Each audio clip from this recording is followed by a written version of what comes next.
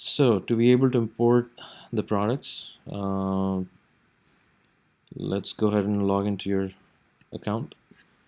First thing that we need to make sure that we are logged into the right account. So you're importing for the warehouse or your location that is associated with Austin. So let's log into the Austin area rather than the India. Then we go inside sales, you have products, and you go ahead and import. So if you notice, you have products and then you have under action import. So this is your action that you will take to be able to import your Excel sheet into SpaRc. Now you upload the file. We have only two requirements that with this file, that all the columns, even though they are empty, the top row should have an A or something that makes our application pick the columns up. So none of the first row should be empty. This is our basic number one requirement. And then the second requirement is that we have to have a UOM and container UOM. This is basically telling us that, hey, you're dealing in the quantity of each, and your container in which each units are contained is a bin. So with that gone out of the way, we would be able to go ahead and import your data. However, we need to just make sure that all these locations, all these bin numbers that we have, all these bin numbers, they have to be available in the system beforehand. And the value that we have here right now says bin number 344A, bin number 344B.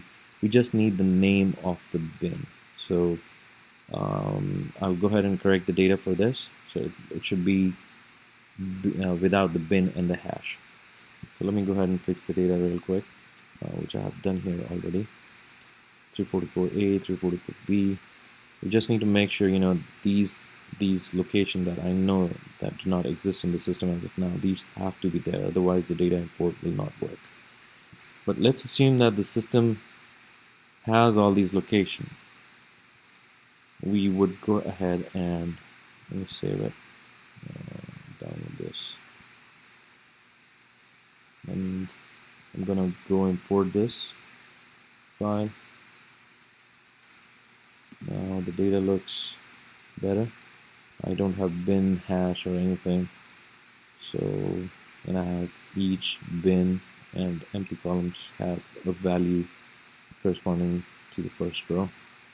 Now let's go ahead and say open. All that I'm doing now is mapping column that needs to be mapped. So product name, SKU should be SKU, but make sure that you're picking an SKU that is unique. Don't pick a SKU that is repetitive or it's random. Pick something that exists in our system and is unique. Once you do that, go ahead over to the category UOM.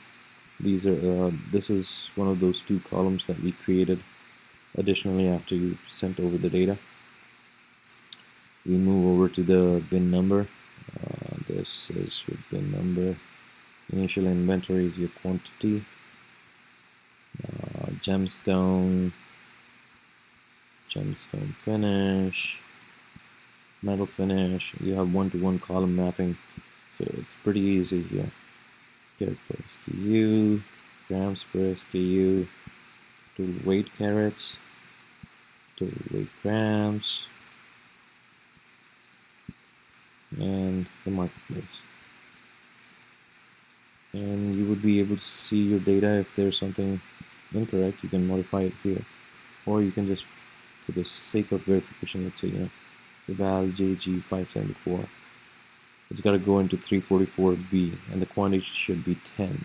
So let's go ahead and randomly have picked up one of the columns that I need to verify.